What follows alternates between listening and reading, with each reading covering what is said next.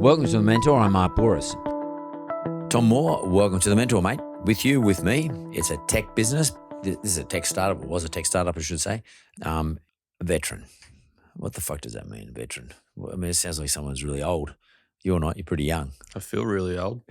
Yeah, well, that's what business does to you. How do you still look good, Mark?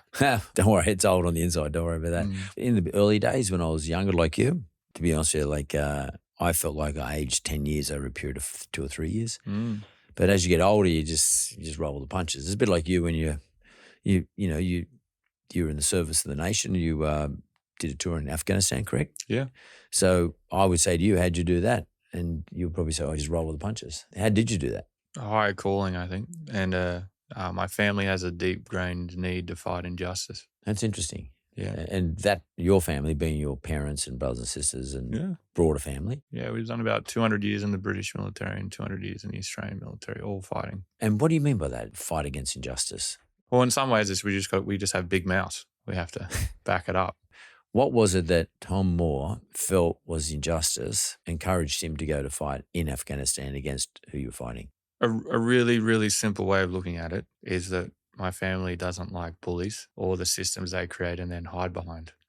Injustice to me at the time, because I was young, was stopping people doing bad things on shore here by going overseas to protect people that couldn't protect themselves. And I had led a 60-man combat team in Afghanistan as a part of a counterinsurgency effort against a group of bad guys that weren't doing good things. As a part of being a part of that operation, we've now got better defenses here through the support of our allies. But to answer your question on why my family has always done it, we've always just wanted to be good at fighting for something. And no matter where there's a bully, we've sort of got ourselves involved. So that's how we ended up here on the Second Fleet as convicts. And hundreds of years before that, we've always joined the military. And when you say Second Fleet, you came in as convicts? Yeah. Yeah. And my family's originally from York. All of them served. One of them got out, thought they could be a lawyer and get people off transportation, ended up getting transported. So we don't always win. Yeah, exactly. So, but you say that with pride. What lesson do you learn from having that ethic? Sometimes the battles that you fight are bigger outside the army than they were in them. And I'm all in, mate. The problem I'm solving now is a bigger problem than I was solving in the army. It has more stakeholders that need people like me to succeed. And it's extremely painful. I can only describe it as pain, but sometimes a scrappy company with a great idea can change the world. And sometimes, no matter how painful it is, it's worth doing. That's interesting. So when you say painful, you mean just a fucking brain damage shit? Yeah, pretty much. Look, both. Like I've been working 100 hours a week for nearly 8 years. Yeah, so exhaustion. Yeah. I mean, I don't know, but I've never been in the army. But like, this is harder than the army. Is that right? Yeah.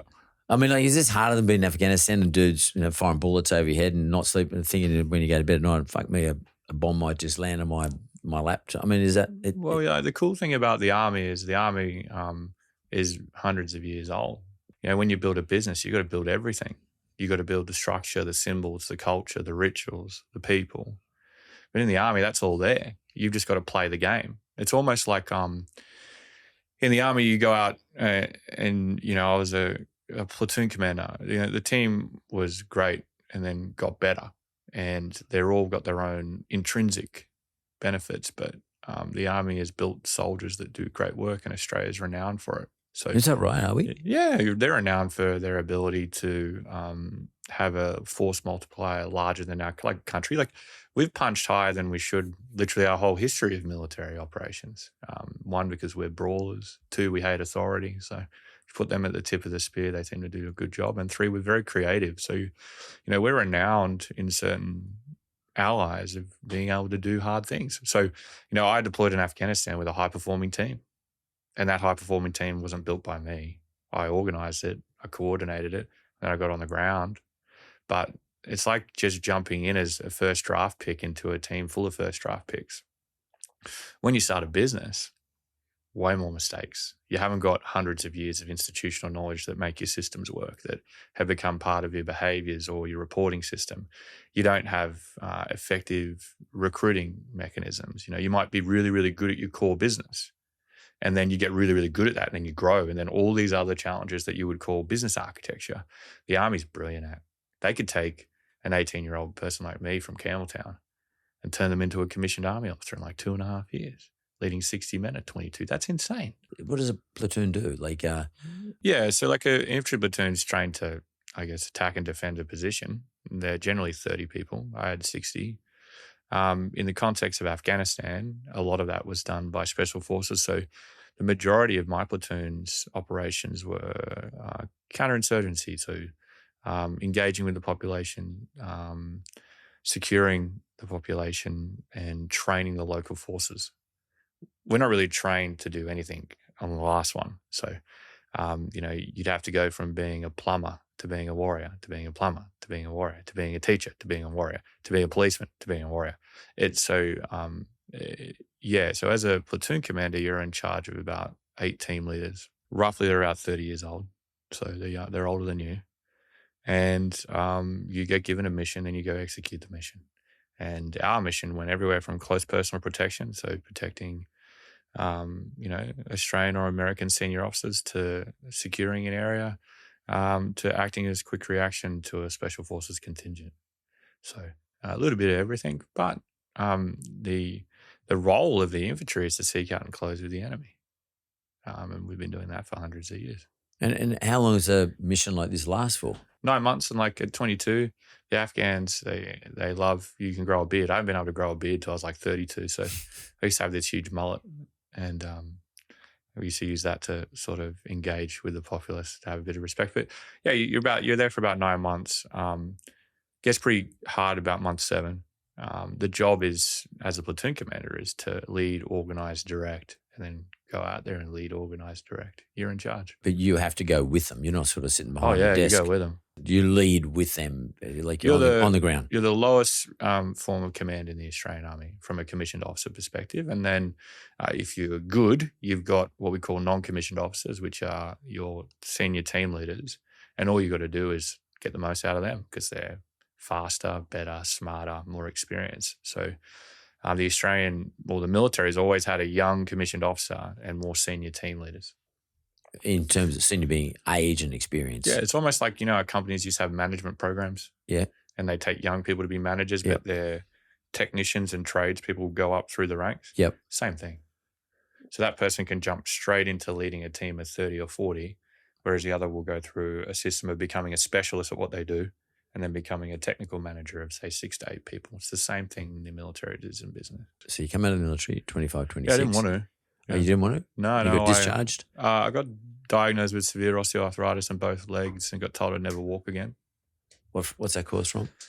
Hereditary. It was came out of nowhere in 3 months.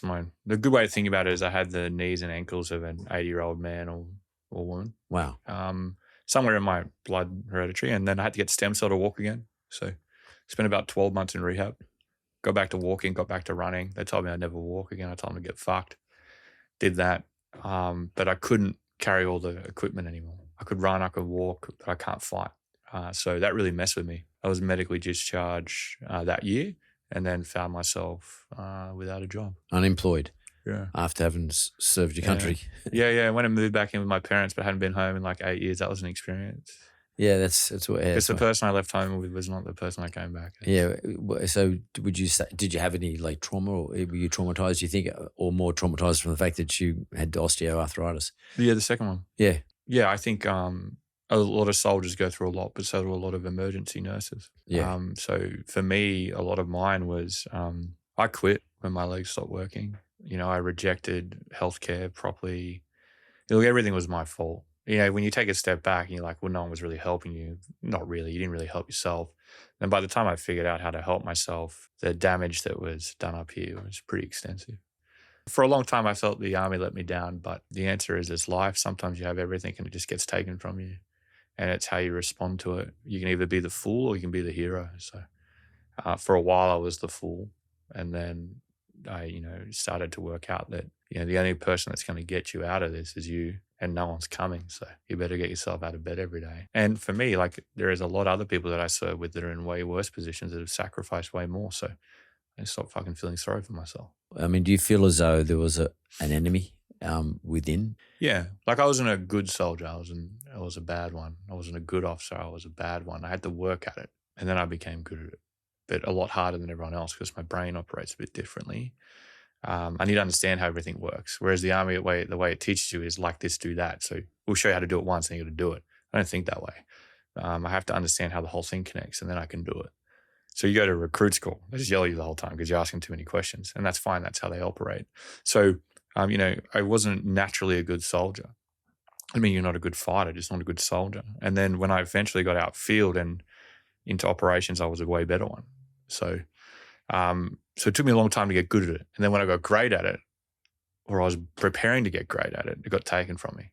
And then my whole identity went with it, right? You build a whole identity about becoming a warrior, and then you finally get to the precipice where you can start to become one. And it's like, hey, man, go back, don't collect $200, don't pass go, you're going to prison. Like, that's pretty much what happened. And when you take everything aside, like you pull yourself apart and you don't have that warrior brand and you don't have anything else and you don't really have anyone around you because you've committed everything to this brand. Like you haven't been a good son, you haven't been a good partner, you haven't been a good brother, haven't been a good friend because you've been working, 80 hours a week becoming this person. You realize there's not much left. And what's left, maybe it wasn't that positive. That was pretty hard to deal with. As a young man, how do you deal with that? Like, that's fucked up. Do you get on the piss or what? I got really angry at a certain commanding officer and got myself in a lot of trouble and got banished to Wagga. What's Wagga? Wagga. Yeah, I know. The recruit school, recruit school. Yeah, and I couldn't train recruits because my legs don't work properly. So yeah, I was just literally posted to a desk in Wagga Wagga. I think I've nearly been banned from every pub in Wagga Wagga for life for fighting. It's not for not good reasons. And I tried to kill myself about 3 times, and it's very hard to do that.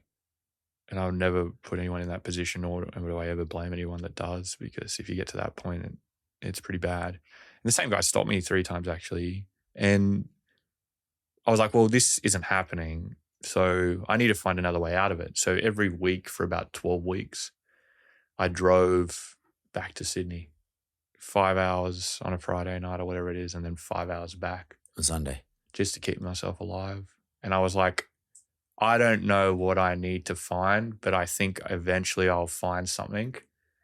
And that drive was one of the most painful drives I've ever done. But the alternative of sitting in a room by yourself in Wagga, attempting self-harm was worse. So 5 hours 10 hours in the car is better than 10 hours in that room. Yeah. You kicked Wagga in the guts and you decided to leave the army? Yeah, the army pretty much medically discharged me. Yep.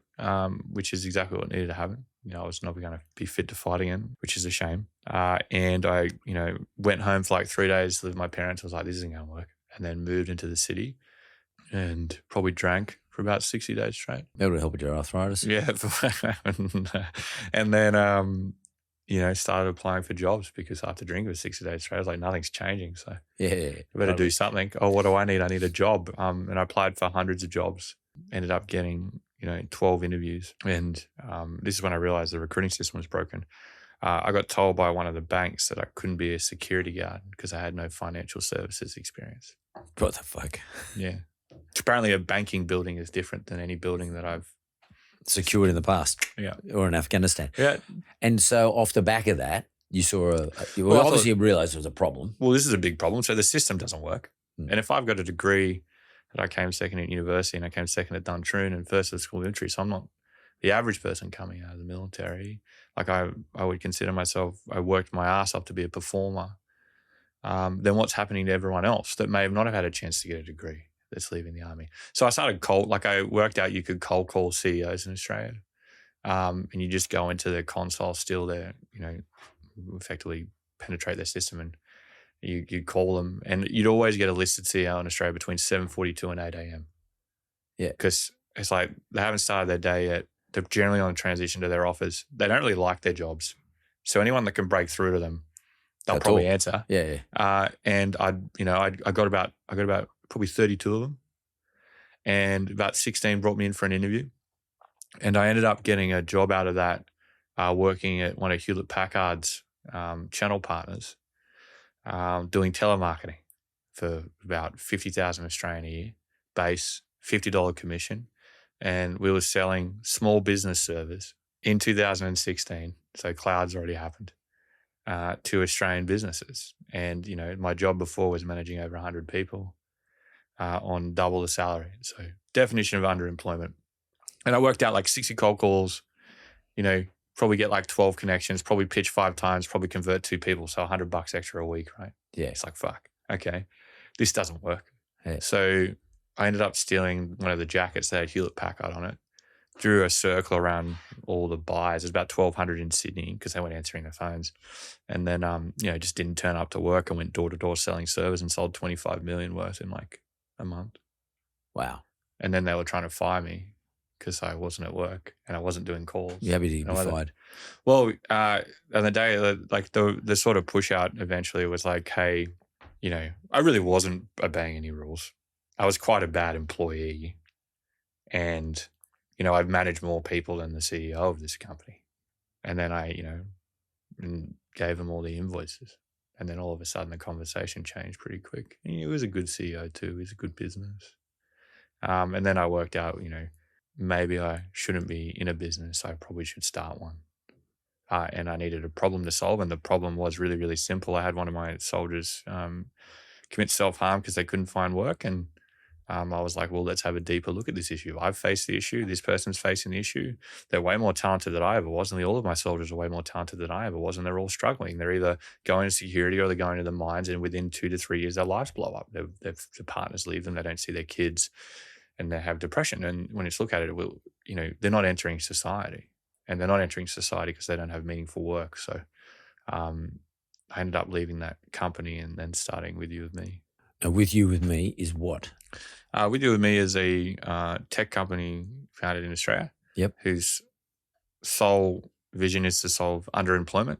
And we do that by helping people get hired or retained in companies based off their potential versus their experience. So we test your aptitude in 45 minutes, match you to every job forever, train you in 140 hours to learn to be a technologist, either get you a tech job or help you start a tech career internal to a business. So we've been able to combine disrupting the recruiting system with solving a tech skill shortage. You call it disruptive, but the solution is about actually turning on its head the way organizations, companies, corporations, organizations, small business, whatever it is, actually recruit. So you're not a tech guy. It's not your go. You were a soldier. Mm-hmm. How'd you go about setting up a tech business? How'd you recruit all your developers, etc.? And how'd you build the architecture? How'd you go about it? Right. So we started with a really simple thing. It was like, if we make all soldiers technologists, then they won't struggle to get a job. Originally, people would come to my house in Woolloomooloo, and the first strategy we had was let's make a few soldiers recruiters. If they're the recruiters, I'll start recruiting more soldiers or more veterans. So we started placing recruiters and training them in our kitchen. Then we worked out that didn't really work. So what we started to do was buy off-the-shelf training, like on Udemy or one of those online training providers, and give it to a veteran for free. And they get paid a recruiting fee when a business bought them off us. So they get trained for free, bang. Then we worked out most tech training sucked. So we started, we used to be instructors. Can't be that hard. We used to train people to do all different types of things in the military. The military is really just a training organization in a lot of ways when it's not deployed. So we started to build our own training. And for like 3 years, it sucked. But then we got good at it. And then all of a sudden, we became a tech training company. And we provide all that training for free online if you were a veteran or you're serving in the military. And then we worked out that not everyone was good at picking the right tech training. You mean in terms of veterans? Yeah. What tech training they picked to be trained upon at? Yeah. So then we were like, well, how did the military get us to pick the right job? Aptitude testing. So then we built our own aptitude testing. Is that how the military do work out what skill base you're going to become expert in? Definitely, yeah. All our business model is the military model, but over industry. And an aptitude test is, explain it to me. An aptitude test is testing someone's ability to learn a skill. So therefore, if you think about a job as just a set of skills that you have to apply, and you're competent when you can apply them and proficient when you're productive, then what the military's aptitude test does is it tells you what jobs you can do based off your brain's cognitive ability to learn the skills as a part of that job. So to repeat. Correct, yeah. So not your feeling or temperament, like do you have the personality to do the job? It's more about actually do you have the cognitive ability to do the skill? So it's about cognitive ability Yeah. as opposed to personality. In the past, have other tests been about your personality? Most are, yeah. A personality test is what? I mean, what do you mean by that? At the purest form, where it's actually working, is the Big Five personality assessment, and it assesses your temperament. You know when people say you lose your temper? Yep. It actually means that you're going against your natural temperament. So you might be more agreeable and actually lose your temper. That's where the sort of term, it's been misconstrued over time. So, there are 5 sort of traits of personality: extroversion, openness to experience, agreeableness, conscientiousness, neuroticism. That is a traditional personality test. It takes 11 minutes, can tell you a lot about the type of work environment you should work in, but not the job that you should do, because the job's based off skills. Yep. For example, you might be a really great person to work in a startup or turnaround environment, but as soon as those businesses get into growth or maturity, you're not the right temperament for it, even if you've got the right skills. So you find people like, oh, this company's changed, I've got to go. No. You're probably just at a different point in the business cycle. So the way that you get energy is when your personality fits the environment, because you can be yourself at work.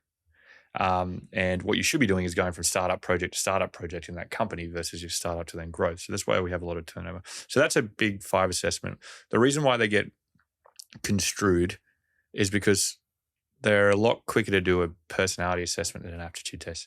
Aptitude tests take about 45 minutes to 50 minutes. Personality tests about 7 minutes to 11 minutes. So that's the accurate personality test. And then in industry, we've got a lot of ones that aren't accurate. So they're just like, they make you feel good about yourself. Like all the tests tell you strengths, whereas the Big Five will tell you where you sit across the spectrums of the known personality, which is 5 traits. And do most recruitment processes, whether it's through a recruiter or you got through the recruiter and you're talking to the organisation, most of those organisations traditionally work on 5 personality traits. You just most will work on probably one of the other things. One of the other things, yeah, but not really about what skills are required for the job and what skills you actually got, or what Correct. skills you got an aptitude to learn. Most outside the military, most say employer testing is for volume recruiting. So think like call centers, large volumes of like large attrition, or executive. Yeah. So generally, the rest of the market doesn't do any of those types of tests. They might do a skills test, like how well do you know certain coding language, but even that isn't how well you do the job. It's just how well you know something. Whereas what we're saying is we've figured out what someone's underpinning cognitive ability is to do this job really well, and we can predict that at age 16 when your brain settles. Is that because we don't sort of go beyond at 16 around that territory? Our brain sort of just is developed. Generally, in that your aptitude won't change fundamentally over time. Yeah. Okay, and is aptitude? Pardon my ignorance again, but has it got any relationship to IQ testing and that sort of stuff? IQ is some of the aptitude components. So and I'm not an expert, but it's broken into 2 components. That's why we have an R&D team at WithYouWithMe. We have crystallized intelligence and fluid intelligence. Crystallized intelligence would be like numerical reasoning. Yeah. And everyone thinks numerical reasoning is math, but it's your ability to assess probability of something. Whereas fluid intelligence is abstract reasoning, the ability to connect underlying logic. So fluid intelligence is more commonly known as street smarts. Right. That doesn't get tested, and nor does school enhance it. Like school is fundamentally based off numerical reasoning, probability and statistics, statement and conclusion or verbal reasoning. So, the ability to articulate, read, write an argument and comprehend. And that's about it. The other ones like spatial awareness, the ability to design 2 to 3D shapes for efficiency, pattern recognition, they're not really used at schools or enhanced. So if you think about an IQ assessment, it's about half or 70% of what it is. And it's not linked to jobs, it's linked to sort of broad industries based off cognitive execution. Then what aptitude testing by skill does is that you can create any job off any skill set and be uniquely matched to it.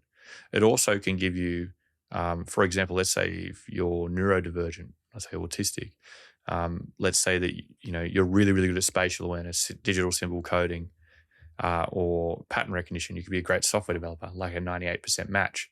But your IQ would probably say you're 95 because you're not as good at statement, but that's how IQ is built. So by matching someone based off their ability to learn a skill, you can remove an IQ bracket where everything's combined. Or open up to a broader audience. It's more accessible. Yeah. But not at the cost of meritocracy.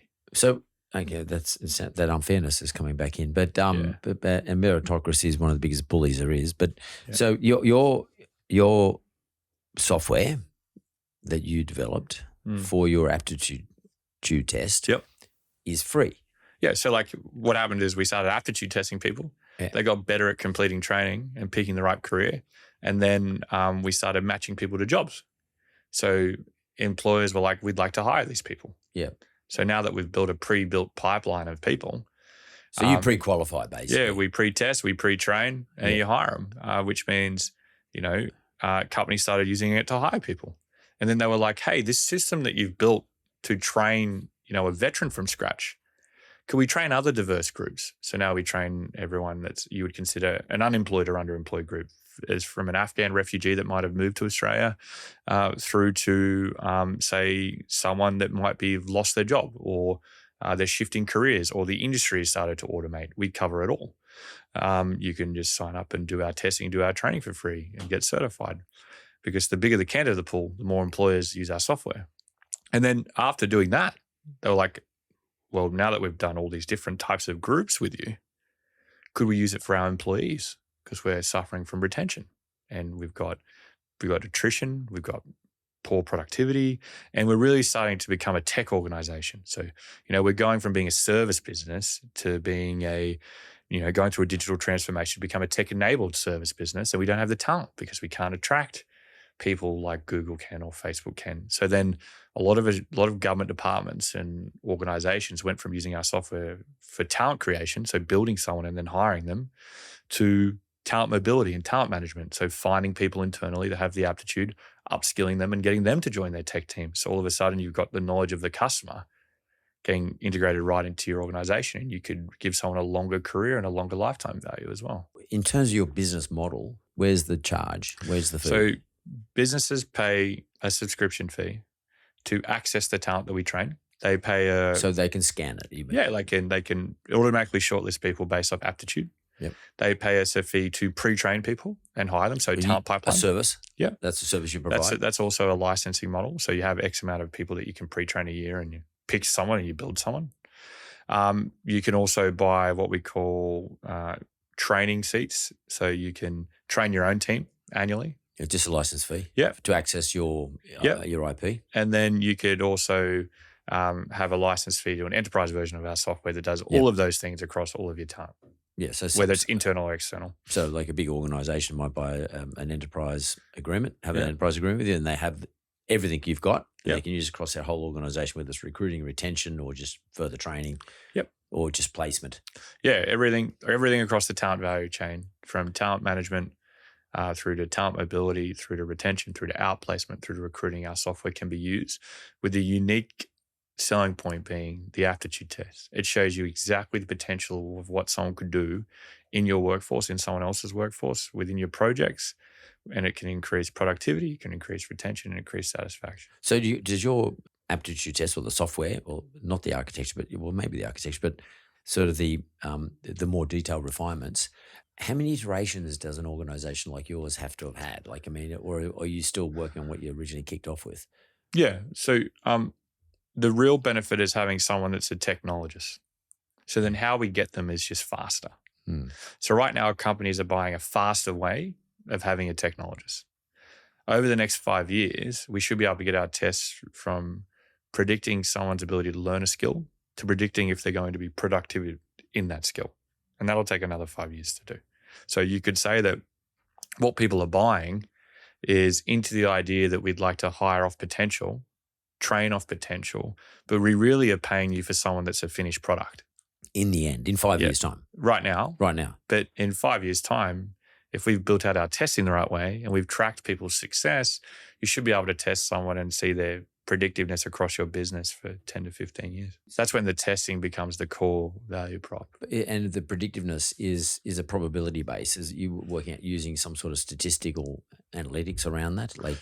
So we have a number of feedback loops, but the key thing that we're trying to show is that if someone's aptitude, someone's temperament, so personality, and someone's drive or work effort through using the system are amenable to being this particular employee at this particular stage, doing this particular thing that you know is valuable. Yep. Yeah. And then what you're going to do is look at it again in 5 years' time and see how well you predicted that outcome. Correct. Yeah. And that'll take us from just testing if someone could learn a skill to testing if they're the right person for you at this team at this time, billing against X or costing you less or making more money Y. So, and do you use, is there some format of machine learning involved here? Like There now is, yeah. there now We're is. starting to building that out. Yeah. So, and obviously you need Very rudimentary though. Yeah, but you need participation from your, Yeah. let's call it clients. Need a lot more people tested. Yeah, you need to do a lot of it. Yep. And you need, but over a 5-year period, do you reckon you're going to be able to work out the probability of accuracy of your system? I think we'll be able to get to a point to predict when someone could be productive as a combination of aptitude, personality traits, skills acquired, and the team that they're joining. I fundamentally believe job descriptions are going to disappear and you're going to get matched to a team and a role within that team. Can you explain that to me? I don't quite understand that. So right now, when you apply for a job, Yep. It's like I need X amount of experience, Y amount of skills, and this is the person that's going to be successful. What that job description doesn't say is, what is the project? Who's in the team? Like, who am I going to spend all my time with? Where is it? What's the stage? Is it chaotic? Is it structured? And, if we do it well, so what's the KPI? And if we do it well, what's my benefit? There is no reason that a company shouldn't share that today. There is no reason that, and the reason they won't is because if you look at job descriptions, the first question is, why is the opening there? And if you were to use the method I just said, you have to say, well, the last person we picked was the wrong person. And that's why it's not that transparent. And that's why we have this really bad thing. So what I fundamentally, when you shift to, say, a team description, you can talk about, rather than who's going to be successful, you can talk about, well, the project is this, we're working on this is the problem that we're solving, this is the key performance indicator for the team, these are the people that are in the team, do you want to meet them, and this is what their traits are, this is why your traits would be successful, this is how you have the aptitude to learn the job, and if you do learn the job, here's the remuneration package.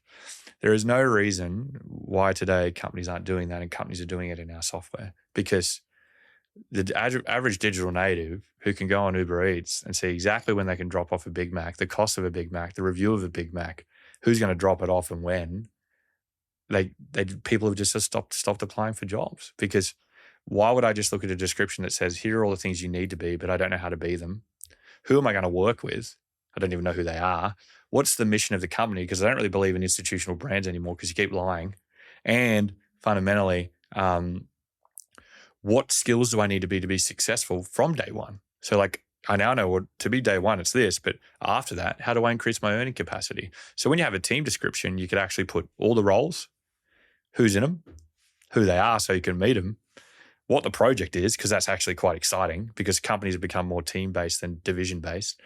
And I can see what my job looks like day one, but also what my career could look like over 10 years. And you could do that through aptitude matching and replacing a job description. And it's sort of much more fulfilling process. And you can do that before you click apply. So you don't have to talk to anyone. If people are not using this type of system, employers I'm talking about, and recruiters, and also employees, it could be that a lot of people are either underemployed or just don't participate in the employment process. They just give up. Yeah, that's what's happening. And, we keep getting hit up with this 3.5% unemployment number, which governments keep throwing at us, which is sort of like a bit of a, the pat on their own back, the patting themselves on the back. Mm. Do you think that where the measurement process or the measurement methodology is flawed, therefore? Yep. Yeah. You can say it in heaps of different ways. Yeah. One thing that's happening in companies now is there's a lot of people that are unwell, and we're not asking why they're unwell. Why is there a huge push of wellness products? It's because probably someone's unwell, but companies aren't hospitals. So, we're just putting Band-Aids on people. My sort of personal opinion is people aren't productive. And when it comes to joining the workforce, they're not convinced that they can be productive. My sort of feeling on economic prosperity and whether you can be productive or not is that nearly everyone has the aptitude to be a technologist. Nearly every business is looking for a technologist. And if you build a tech career successfully, skill-wise, you'll be able to buy a house. And then all of a sudden, if we have companies that have good direction and they can build products so people can build things versus just manage things or report on things, we'll have a more well workforce. So I think the fundamental problem is We don't have enough people joining. They're not interested as much as they used to be in joining. And the path to joining is a lot harder. It takes about 4.9 years for the average university student to get a job requisite of the salary. Like, that's pretty bad. 21 to 25, 1 in 4 are depressed. It's not just a veteran issue. We're fundamentally built a society that's like, okay, we don't build many things in Australia. Wish we did, but we don't. And building things is really positive. And that's why the most successful companies in Australia right now are companies that build products like Canva and Atlassian. And the ones that aren't are managed services or running services. And, digital natives aren't interested in that. Why would they? They've had technology in their hands since they were 10. So I think that there is a real challenge with getting people into the workforce, making them motivated. And I fundamentally think the only way you can do it is making it more accessible by hiring off potential, matching people to the team they're joining versus the overall company brand, and building more products yourself. And that changes the dynamics of what you do. It allows you to grow. It allows people a reason to come to work. It's easier to connect them remotely if they're building a product and not managing projects or risk. And all we have to do that is, ask ourselves a question. As a business or as a government department, has hiring off experience allowed us to deliver all of our projects on time? Are we the most profitable or productive that we could be? Are our workforces satisfied? And I guarantee if we ask ourselves that question, it's probably no. The cyber attacks are a good example. Been hiring a lot of people. I've been building cyber people in Australia for 6 years. Firstly, I got told it was 17,000 openings. No, that's just when you trawl job boards, there's 17,000 job openings. So there's probably like 1,000. So we're not even telling people that are training for a cyber career that actually there's only about 1,000 jobs. So, and that was, that was six years ago. So that's one problem. And now we look at, did we actually solve all the problems in these large organizations? No, we didn't. So I fundamentally think that we've got a real challenge soon in making our labor market productive. And the only way that we're going to be able to do that is by making it go from a commodities market, which it is. People speculate on your experience or skills, so you get a job based off who you know, so who handles you, to an asset market where we assess your aptitude, we work out what you're great at, not what you're good at, what you're great at, and we match that to what the market needs. And that is a completely different way of looking at talent. It's a pretty way of putting it. Like I actually feel a bit stunned in terms of the way you just expressed all that. But everything you said to me is complete logic. Yeah, it's like, all we did, right, is we're just a bunch of annoying combat veterans, and I'm not even a good one. And we were like, hey, the boys and girls that we work with can't get a job. That's really annoying, right? Well, why can't they? Well, the system's based off the resume. Resume was invented by Leonardo da Vinci a long time ago. And the alternative to the system is an AI technology reading resumes faster. So it's like, well, if my resume is really bad, it's not going to work. Yeah. And it's, we're just finding a needle in a haystack faster than the competition, when we really need to build people. And the only way you can build people is look at their potential. The Army's been doing it since the dawn of time. So, we take you, you're just an ordinary person. We put you in a team, we give you skills, and then you do extraordinary things. There is no reason why the market and businesses can't do that. And great businesses already do. Well, Canva does that. Canva has a system similar to what you were describing. Sure they do. I'm not surprised at all. And in fact, in the interview process, you have to go and have to meet the team that you're going to work for. That makes sense. And they interview you. Yeah. The team talks to you. So what we do is we aptitude test you. We match you to all the jobs before you do anything. So you don't have to click on anything. You can be like, oh, I could do this. I could do this in 5 years. I could do it in 10. And then we see what your personality can add to the culture, not fit the culture. Very different. Sometimes you need a disagreeable person to get the project back on track. Sometimes you need someone that's a little bit neurotic and emotional to feel what the customer needs to feel and have higher EQ. And that's really different. Like, that's a really different way of looking at it. We're not looking to fit your culture. We're looking to you to add. And then the last thing we do is showcase your skills. Like, what can you really do right now, so that we can make an assessment whether we train you, or we train you when you start, or you're good to go. So that whole model is like 3 steps. And that saves a significant amount of time, removes stress, and actually integrates your teams into the hiring process, so they feel when they hire someone, they're more accountable. And this whole recruiting system thing, like, we were just a bunch of veterans that kept getting annoyed And every time someone didn't want to hire a veteran, we built another piece of technology to showcase why you should. And all of a sudden ended up with a talent management software that's all over the world. Now, a really simple way of thinking about it is we got to the front of the bus and realized no one was fucking driving it. So we're going to drive it. And when we drive it, we're going to make it free for everyone behind us, because really my business's core function is doing nothing other than two things: convincing them that there is an objective way of hiring, retaining someone off potential, and that they are an asset and not a operational expense. And two, convincing everyone that's not a technologist that they could be.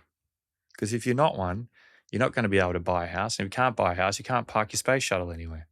To be honest with you, like this conversation, I didn't expect this, Tom. Like, Sure. Find the conversation or the insight that you're providing is quite extraordinary. Yeah. I don't know why anyone's backed me, because I have no reason to back me, right? Like I have no skills. I'm not sure about that. Like no, it's not about that. It's what you're doing. Right. Is the reason to back you. Do you have backers? Yeah. You got backers. We've probably raised about 40 million. Yeah. So over the last 8 years. Yeah. So you've gone and done, all the usual. Like we've had to become a tech company. Yeah. And learn to be technologists. Yeah.